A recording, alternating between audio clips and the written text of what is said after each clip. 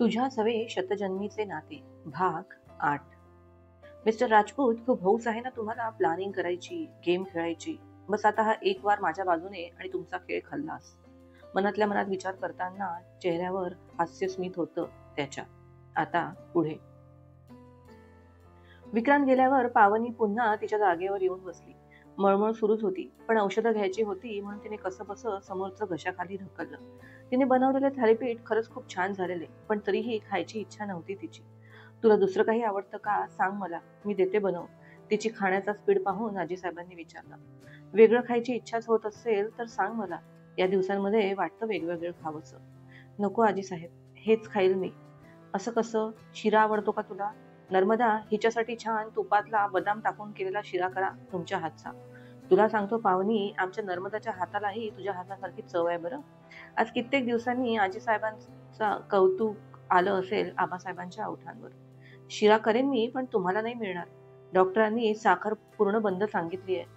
Sorry, मला माहिती नव्हतं. मी सकाळी चहात साखर घातली. पावनीने दिलगिरी व्यक्त केली. ठीक आहे ग, तुला माहिती नव्हतं म्हणून टाकलीस तू. इथून पुढे लक्षात ठेव. तुमचा नाश्ता आटोपल्यावर औषधं घ्यायची आहेत तुम्हाला. एक दिवस नाही घेतली तर काही बिघडत नाही, आबासाहेब म्हणाले. पण मुळात बिघडवायची वाटच कशाला बघायची? मंदाताई, आबासाहेबांचं औषध आणून द्या माझ्याकडे, पावनी अगदी हक्काने म्हणाली. मंदाताईंनी तिला औषधांचा बॉक्स आणून दिला. त्यात प्रिस्क्रिप्शनही होतं. ते वाचून तिने आबासाहेबांची औषधं त्यांच्या हातावर ठेवली. आज बऱ्याच दिवसांनी आजीसाहेबांव्यतिरिक्त कोणीतरी घरच्या हक्काने आग्रहाने औषधं त्यांच्या हातावर ठेवली असतील. विक्रांतला दोघांची काळजी होती, पण औषधं, डॉक्टरांच्या अपॉइंटमेंट वगैरे सगळं तो अरेंज करून द्यायचा. स्वतः कधीच हजर नसायचा. आजीसाहेबांनी हसून तिच्याकडे पाहिलं आणि मग आबासाहेबांकडे. बरं, आता तू सांग, काय बनवू तुझ्यासाठी? वजन कमी आहे तुझं, वाढायला हवं. मी ना चांगले मेव्याचेच लाडू बनवते तुझ्यासाठी. आता खरंच नको, नंतर वाटलं तर सांगते मी. तरीही तिला ज्यूस आणि फ्रुट्स खायला लावलेत त्या दोघांनी. ॲपल तर आबासाहेबांनी स्वतः चिरून दिलं.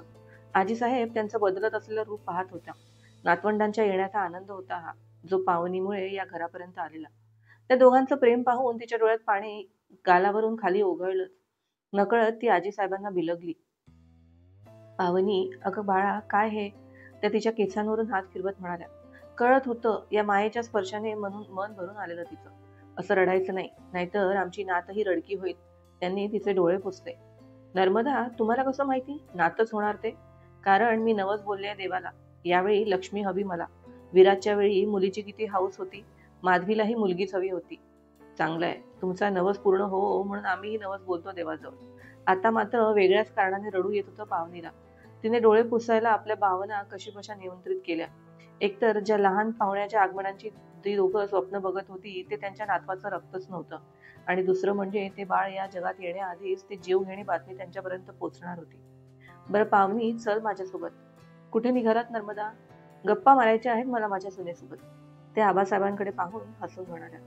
पावनी त्यांच्यासोबत त्यांच्या खोलीत गेली. त्यांनी कपाटातून काही दागिने, किमती साड्या काढून तिच्यासमोर ठेवल्या. हे घे. हे हे कशाला आजीसाहेब? हो, तुझ्यासाठीच आहे. तुमच्या लग्नात काही देता आलं नाही आम्हाला, म्हणून मग हे. पण आधीच तुम्ही किती सारे कपडे, दागिने माझ्या कपाटात ठेवले आहेत आजीसाहेब. सगळं तुझंच आहे बाळा. हे दागिने पिढीजात आहेत आपले. खरं तर तुम्हा दोघांचं लग्न थाटामाटात करायचं होतं मला. पण आता या परिस्थितीत जर कुठला मोठा कार्यक्रम करून सगळ्यांना बोलवायचं म्हटलं तर. बोलता बोलता आजीसाहेब थांबल्या. तिला त्यांच्या बोलण्याचा अर्थ कळला. लोक तर चांगल्या गोष्टींना सुद्धा नावं ठेवतात, मग इथे तर. म्हणून मग आता बारशाचा कार्यक्रम अगदी धुमधडाक्यात करणार मी. त्यांच्या बोलण्यावर पावनी कशीबशी हसली. बरं मला सांग, तुझे आई बाबा, तिच्याबद्दल त्यांना काहीच माहिती नव्हतं. तेव्हा थोडीफार बेसिक माहिती जाणून घ्यायची होती. मी 6 वर्षांची होते तेव्हाच गेले ते. अरे देवा, कधी कधी खूप क्रूर थट्टा करतो परमेश्वर माणसासोबत. माझा विक्रांतही 7च वर्षाचा होता जेव्हा अभय आणि माधवी गेले. विक्रांतला किमान त्याचे आई बाबा आठवतात तरी, पण विराज तो तर दुधावरच होता माधवी गेली तेव्हा. बोलताना त्यांचा कंठ दाटून आला. खूप मोठं आभाळ कोसळलं होतं बघ तेव्हा. मुलाचं आणि सुनेचं प्रेत डोळ्यासमोर होतं आणि पदरात ही 2 लहान मुलं. खूप भांडले होते त्यावेळी मी देवाशी. म्हणाले, मला म्हातारीला ठेवून त्या लेकरांचे मायबाप का हिरावून दिले. पण दुःख वाटताना त्याच्याजवळही हिशोब नसतो बहुतेक. शोक करत बसायची वेळही नव्हती ग. या दोघांकडे पाहून जगायला शिकलो आम्ही. अभयच्या खांद्यावर पूर्ण बिझनेस सोपवून हे रिटायर्ड झाले होते. पण मग परिस्थितीच अशी होती की पुन्हा सगळं हाती घ्यावं लागलं यांना. पण माझा विक्रांत खूप हुशार. ग्रॅज्युएशन झाल्या झाल्या ऑफिस जॉईन केलं आणि मागच्या 6 वर्षांमध्ये बिझनेस कुठच्या कुठे नेऊन ठेवला. तसा स्वभावाने हट्टी आणि रागीट आहे, यांच्याशी बिलकुल जमत नाही. जेवढा विक्रांत रागीट आणि हट्टी तेवढाच माझा विराज भोळा, प्रेमळ. विक्रांतचा तर अगदी जीव आहे. आजीसाहेब भरभरून बोलत होत्या. आज पावनीला तिच्या आयुष्यातला दुःखाचा भार हलक्या झाल्यासारखा जाणवला. कारण आजीसाहेब आणि आबासाहेबांचं दुःख आज ऐकलं तिने. वय उतारीकडे लागल्यानंतर जेव्हा माणसाला एक वर्गाचं कुटुंब हवं असतं, त्याची जवळची माणसं हवी असतात, त्याच वेळी आपला तरुण आणि मुलगा आणि सून गमावली होती त्यांनी. माणसाला कायम वाटतं की त्याच्यासमोर ठाकलेली परिस्थिती, त्याच्या वाट्याला आलेली दुःख सगळ्यात मोठी आहे. पण जगाच्या कुठल्या तरी कोपऱ्यात कोणीतरी तुमच्यापेक्षा भयंकर काहीतरी सहन करत असतं. कदाचित खरंच दुःख वाटताना त्या परमेश्वराजवळ हिशोब नसतो. असं म्हणतात, मोठी बहिणी ही आईसारखी असते. मी जमीन तशी माया दिलीच विराजला, पण तू सुद्धा कधी अंतर नको देऊस त्याला पावली. वयाने बघायला गेलं तर फार तर एखाद वर्षाने मोठी असेल तू त्याच्यापेक्षा, पण आईसारखाच जीव लाव त्याच्यावर. त्या 2 भावांचं प्रेम आयुष्यभर तसंच राहायला हवं. तिने भरल्या डोळ्यांनी त्यांच्या हातावर हात ठेवला आणि मानेने ओंकार भरला. समोरच्या काही महिन्यात तिथून आपण निघून जाणार आहे, पण ती काहीशा अदृश्य धाग्यांनी या घराशी बांधल्या गेली होती. त्या दोघी बोलतच होत्या तेवढ्या चार्ली आला. कालच घरातलं तापलेलं वातावरण पाहून आजीसाहेबांनी चार्लीला फार्म हाऊसला पाठवलं होतं. पण आता सगळं निवळलं तर त्यांनी त्याला बोलावून घेतलं. तसंही त्याला एकट्याला करमायचं नाही. त्याला पाहून सुरुवातीला पावनी घाबरली. छोटंसं हलकीचं पिल्लू होतं ते. तो येऊन पहिले पावनीच्या अवतीभोवती फिरला. तिच्या पदराजवळ आला, हाताजवळ नाक नेलं. तसंही ती आजीसाहेबांजवळ बसलेली, त्यामुळे ती कोणी धोकादायक वाटली नाही त्याला. पण मग एवढी घरातली आहे तर मला घेत का नाही, अशी तक्रार होती बहुतेक त्याची. आणि हा एक बाई आमचा चार्ली, याला सुद्धा खूप लाडवावं लागतं. विक्रांतच्या गाडीचा आवाज दुरूनच ओळखतो. पावनीने हळूच त्याच्या अंगावरून हात फिरवला. तो तिच्या मांडीवर येण्यासाठी धडपडू लागला. त्याची धडपड पाहून तिला हसूच आलं. या घरात पाय ठेवला तेव्हापासून पहिल्यांदा हसू उमटलं असेल तिच्या चेहऱ्यावर त्या मुक्या प्राण्यामुळे. तिने त्याला जवळ घेऊन कुरवाळलं, थोडंसं लाडावून घेतलं, तेव्हा पुढे त्याचं समाधान झालं. विक्रांतसोबत बोलणं झाल्यावर सदानंदने एका मुलीला घेऊन त्याच्या ऑफिसमध्ये हजर झाला. त्याची महत्वाची मीटिंग आटोपली तसं त्याने सदानंदला आत बोलवलं. ती मुलगी काम परफेक्ट करेल ना? माझी खात्री आहे सर, डोंट वरी. मिस्टर राजपूतांना जरा सुद्धा शंका येणार नाही. त्यांना शंका आली तर तुझं काय होऊ शकतं याची कल्पना असेलच. सर, मी सगळं समजावून सांगितलं आहे तिला. आपलं काम झालं की ती कुठे गायब होईल कोणाला कळणार सुद्धा नाही, सदानंद आत्मविश्वासाने म्हणाला. गुड, बोलव तिला आत. सदानंद त्या मुलीला घेऊन आत आला. तुला माहिती आहे ना तुला काय करायचंय ते? विक्रांतने तिच्याकडे पाहून विचारलं. पहिले काही सेकंद तर तिने विक्रांतचं निरीक्षण केलं. जी गोष्ट खोटी खोटी सांगायची आहे ती खरंच घडली असती तर किती मज्जा येईल. तिच्या मनात विचारही आला. हो, माहिती आहे मला काय करायचंय ते. डोंट वरी, तक्रार करायची जागा भेटणार नाही तुम्हाला, ती मुलगी म्हणाली. मिस्टर राजपूतची खात्री पटली पाहिजे की ज्या मुलीला ते शोधतात आहेत ती मुलगी तूच आहे. फिकर नॉट सर. ऍक्टिंग मध्ये लैला ऑस्कर जिंकू शकली असती, पण कोणी त्याला चान्सच दिला नाही. लैला हताशपणे समोरचा पेपरवेट फिरवत म्हणाली. हे काम जर तू फत्ते केलं तर ऑस्कर पेक्षाही मोठं अवॉर्ड भेटेल तुला, विक्रांत तिला म्हणाला. ठरलेल्या किमतीपेक्षा एक पैसाही जास्त नको सर. लैला आपल्या शब्दांची पक्की आहे. एकदा जो सौदा झाला तो झाला. ओके. सदानंद, राजपूत पर्यंत बातमी आणि हिला पोहोचवण्याची व्यवस्था कर. Yes sir. ती गेल्यावर विक्रांतने त्या खुर्चीला टेकत आपले डोळे मिटले. काहीतरी विचार करत त्याने नकारार्थी मान हलवली. तुलना शक्यच नव्हती. Excuse, excellent news. आत्ताच्या आत्ता तिला इथे घेऊन ये. मिस्टर राजपूतांनी आनंदातच फोन खाली ठेवला. विक्रांत कारखानीस, आता तुला कळेल तमाशा काय असतो ते. हात धरून घरात आणलेल्या त्या सडकछाप मुलीची आयडेंटिटी जरी तू मॅनेज केली, पण आता स्वतःची इमेज कशी जपशील? माझ्या मुलीचं आयुष्य खराब करायला बघतोस का? तुझ्या मुसक्या अशा आवडेल ना की परत पाय धरत तुला तानियासोबतच लग्न करावे लागेल. स्वतःच्या विचारांवर आणि प्लॅनवर प्रचंड भरोसा होता मिस्टर राजपूतांना, पण यावेळी पुन्हा एकदा विक्रांतने 2 घर समोरचा डाव खेळलेला. आई, आज 2 दिवस झाले त्या पावनीला घरातून जाऊन. कुठे गेली असेल ग ती? जाऊन जीव तर दिला नसेल. अगं बराय गेली ती. ज्याच्यासोबत तोंड काळं केलं त्याच्यासोबतच पळून गेली असेल, आणि जीव दिला असेल तर त्यापेक्षाही बरं. पण पोलीस घरापर्यंत येतील त्याचं काय? हात झटकून द्यायचे आपण. मला तर नावही नको आहे इथून पुढे तुझं. त्या दोघी मायलेकी बोलतच होत्या की तेवढ्यात काळा कोट घातलेल्या वकिलाने दारावर टकटक केली. एक्सक्यूज मी, पावनी इनामदार इथेच राहतात का? त्या वकिलाने प्रश्न विचारला. वकिलाला पाहून त्या दोघीही मायलेकींना एकमेकींच्या चेहऱ्याकडे पाहिलं. नशीब पोलीस नव्हते, पण घाबरल्या होत्या त्या. हो, इथेच राहतात. म्हणजे इथे राहायची ती आधी. पण तुमचं काय काम आहे तिच्याकडे? तिच्या आत्याने रागीट आवाजात विचारलं. त्यांच्या काकांचा 3 दिवसांपूर्वी ऍक्सिडेंटमध्ये मृत्यू झाला. त्यांनी लिहून ठेवलेल्या बिलप्रमाणे त्यांचं घर पावनी इनामदारांच्या नावावर केलं त्यांनी. तेव्हा त्यांच्या सह्या हव्या होत्या या सगळ्या डॉक्युमेंट्सवर, तो वकील म्हणाला. आता मात्र पावनीच्या आत्याच्या चेहऱ्यावरचा रंग उडाला. काही वेळापूर्वी जिला मृत घोषित करायला तयार होती ती आता तिला अख्खं शहर धुंडाळून शोधून काढलं असतं तिने या प्रॉपर्टीसाठी. अच्छा, त्या इथे राहत नाही का? कधीपर्यंत येतील? किंवा त्यांचा आणखी कुठला ऍड्रेस असेल तर द्या मला प्लीज, कारण ही प्रोसिजर लवकरात लवकर कंप्लीट करून हे घर त्यांच्या नावावर करायचं आहे मला. त्यांच्या काकांनी मृत्यूपत्रात तसा क्लॉज टाकला आहे. पुढच्या 10 दिवसांच्या आत या डॉक्युमेंट्सवर त्यांच्या सह्या घ्याव्या लागतील. वकील त्या दोघींकडे पाहत म्हणाला. वकील साहेबांचं बोलणं ऐकून मीनाक्षी आणि आत्याने एकमेकींकडे पाहिलं. आत्याने मीनाक्षीला डोळ्यांनीच इशारा केला आणि मग त्या वकिलांकडे वळली. मगाशीचा खेकसण्याचा आवाज अगदी सौम्य झाला होता यशवंताचा. वकील साहेब, अहो ती इथे राहत नाही म्हणजे काही दिवसांसाठी बाहेर गेली आहे. येईल 1-2 दिवसांमध्ये. तोपर्यंत एक काम करा, हे पेपर इथे ठेवून द्या. आम्ही सही घेऊन देऊ तिची आणि एकदा सही झाली की डॉक्युमेंट तुमच्याकडे आणून देऊ. बरोबर पटतंय ना तुम्हाला? नाही, असं शक्य नाही. सरकारी कागद आहे, प्रॉपर्टीचे पेपर्स आहेत, त्यांना माझ्यासमोरच सही करावी लागेल. शिवाय रजिस्ट्री ऑफिसमध्ये येऊन रीतसर हे घर त्यांच्या नावावर करावं लागेल. त्याशिवाय हे डॉक्युमेंट्स मी आणखी कोणाच्या हाती नाही देऊ शकत. एक काम करा, हा माझा नंबर आहे, त्या आल्या की मला फोन करा. आणि हो, तिचे सगळे सरकारी आयडेंटिफिकेशन असणारे पेपर्सही काढून ठेवायला सांगा त्यांना. पावनी निघताना तिचं काहीच सामान घेऊन निघाली नव्हती. त्यामुळे तिचं आधार कार्ड, पॅन कार्ड वगैरे सगळं आत्याकडेच होतं. अर्ध काम झालंय तर, पण पावनीला कसं शोधणार? अहो साहेब, तेच म्हणतेय तुम्हाला, ती कधी येईल ते माहिती नाही. त्यापेक्षा डॉक्युमेंट्स तिथेच ठेवून जा ना. मी तिची आत्या आहे, तीही सख्खी. ती आली की घेईल तिची सही. प्रॉपर्टी डोळ्याने दिसत होती तर आज बऱ्याच आत्याला नातं आठवत होतं तिचं पावनीसोबत. सॉरी मॅडम, पण हे डॉक्युमेंट्स मी पावनीशिवाय आणखी कोणाच्या हाती नाही देऊ शकणार. हे घे माझं कार्ड आणि त्या आल्या की मला कॉल करा. तेवढं बोलून वकील साहेब तिथून निघून गेले.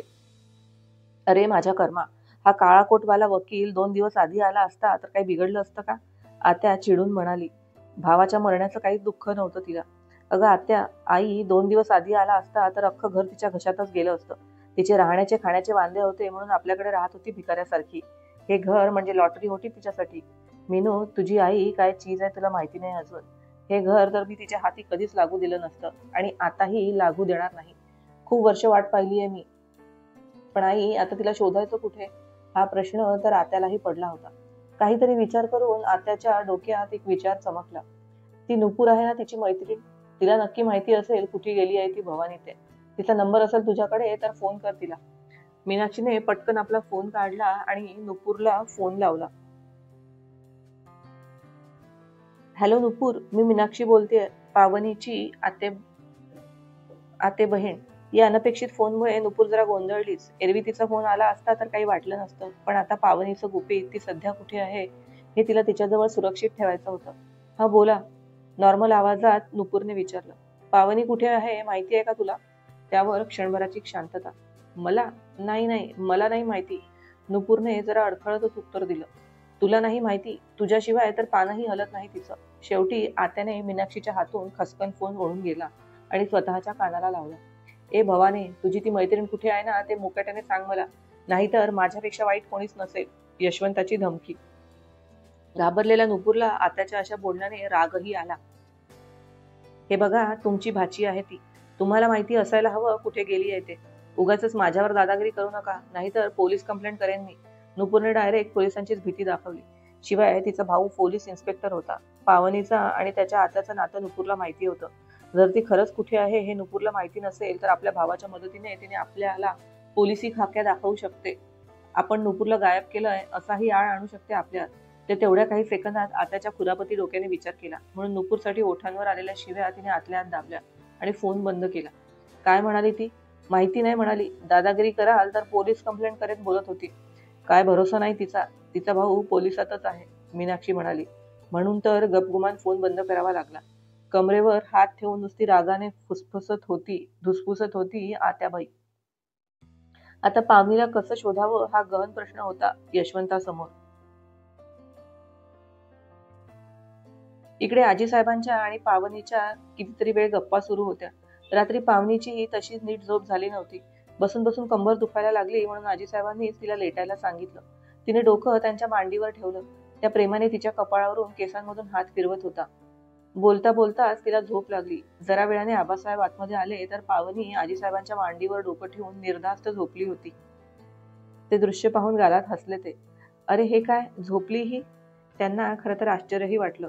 हो, रात्रभर त्रास होत असेल उलट्यांचा. आता बोलता बोलताच डोळा लागला तिचा. किती दिवसांनी कुठलं लेकरू असं मांडीवर डोकं ठेवून निजलाय. विक्रांत तर कधी असा जवळ येत नाही. विराजला मात्र अजूनही असे लाड करून घ्यायचे असतात. आजीसाहेब प्रेमाने पावनीच्या चेहऱ्याकडे पाहत आपल्या दोन्ही नातवंडांना आठवत म्हणाल्या, एका गोष्टीसाठी कौतुक आहे मला विक्रांतचं, की त्याने पावनीची निवड केली. आबासाहेब म्हणाले, असं होय, पण तुम्हाला तर ती तानिया घरची सून म्हणून हवी होती. आजीसाहेबांनी शेवटी बोलून दाखवलं. तसंही त्यांना ती कधीच पसंत नव्हती. नर्मदा, शब्द दिला होता आम्ही राजपुतांना. गरज होती तेव्हा मदत केलेली त्यांनी आपली. कधी काळी मिस्टर राजपुतांच्या वडिलांनी आबासाहेबांना बिझनेसमध्ये खूप मदत केली होती. पण जे होतं ते चांगल्यासाठीच होतं असं म्हणायला हरकत नाही. आबासाहेब म्हणाले, 2 दिवसात मत बदललं तुमचं? हो, कारण माणसं ओळखता येतात या म्हाताऱ्या डोळ्यांना. पावनीसोबत विक्रांतचा संसार सुखाचा होईल. खूप निरागस आणि निष्पाप मुलगी आहे ती. माणसांची त्यांच्या प्रेमाची किंमत आहे तिला. विक्रांतच्या मनातला राग, कडवटपणा, कठोरपणा पावनीच्या सौम्य कोमल कोवळ्या सहवासाने धुवून निघेल बघ. बरं, थोड्या वेळात वकील साहेब येतील. काही डॉक्युमेंट्स देऊन जातील. त्यावर पावनीच्या सह्या हव्या आहेत. ठीक आहे, घेते मी. इकडे लैला राजपुतांच्या ऑफिसमध्ये पोहोचली होती. तिने सांगितलेल्या वर्णनावरून तर त्यांना 100% खात्री झाली की ही मुलगी तीच आहे जिला ते शोधत होते. आता कधी एकदा तिला आबासाहेबांसमोर उभं करतो आणि विक्रांतचं पितळ उघडं पाडतो अशी घाई झाली होती राजपुतांना.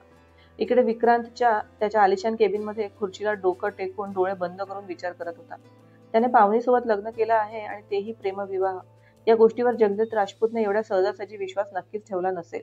अर्थात त्यांनी त्या आश्रमात जाऊन पावनीचे डिटेल्स काढायचा प्रयत्न केलाच होता. पण विक्रांतने सगळी सेटिंग लावून ठेवल्याने त्यांच्या माणसांच्या हाती काहीच लागलं नाही. असं असलं तरी ते गप्प बसणार नव्हते. पावनीने सांगितलं त्याप्रमाणे खूप काही लोकांची ओळख नव्हती तिची. एक नुपूर सोडली तर फार थोड्या मैत्रिणी होत्या तिच्या आणि त्यांच्याशीही विशेष संपर्क नव्हता. म्हणजे त्यापैकी तिच्यापर्यंत कोणीच पोहोचणार नाही किंवा तिला शोधत बसणार नाही. धोका होता तो फक्त तिच्या आत्याकडून. तिलाही पावनीपर्यंत पोहोचणं शक्य नव्हतं. हे सगळं असलं तरी तो रिस्क घ्यायला अजिबात तयार नव्हता. त्याच्या दारावर नॉक झालं तसं तो त्याच्या विचारांच्या तंद्रीतून बाहेर आला. Yes, come in. Sir, Laila mister राजपुतांच्या ऑफिसला पोहोचली आहे. पण सर, स्पीकअप, त्याने डोळे बंद करूनच म्हटलं. मिस्टर राजपुतांची शोध मोहीम आपण जरा लवकरच संपवली असं नाही वाटत का तुम्हाला? आणखी काही दिवस भटकू द्यायचं असतं त्यांना. ओरिजिनल मुलीला शोधण्यासाठी सदानंद बिचारा किती दिवसांपासून भटकत होता आणि आता ही फेक मुलगी सौम्यवर उभी करून मिस्टर राजपूतची मेहनत फार अर्धी करून टाकली होती असं वाटलं सदानंदला. सदानंद, तुझ्या हिशेबाने जास्त हुशार कोण आहे? डोळे उघडून विक्रांतचा त्याच्याकडे पाहत प्रश्न. माझ्यापेक्षा माझी बहीण खूप हुशार आहे सर. तिचा नेहमी वर्गात पहिला नंबर यायचा. तिच्या समोर तर सगळे मला मंदच म्हणायचे. सदानंद म्हणाला, ते दिसतच आहे, पण मी तुझ्या बहिणीत आणि तुझ्यात नाही तर माझ्या आणि मिस्टर राजपुतांमध्ये विचारतोय. अच्छा, ते होय. ऑफकोर्स सर, तुम्ही हुशार आहात. Then I must decided something meaningful, right? त्याचा सदानंदला प्रश्न. Yes sir, yes, you are right. एकतर सध्या मिस्टर राजपूत खूप जास्त डेस्परेट आहे त्या मुलीपर्यंत पोहोचण्यासाठी. मेंदू कमी काम करतोय त्यांचा या उतावीळपणामुळे. शिवाय जिला त्यांनी पाहिलेलं नाही ती माणसं ऑलरेडी ढगाच्या वरच्या प्रवासाला निघून गेली आहे.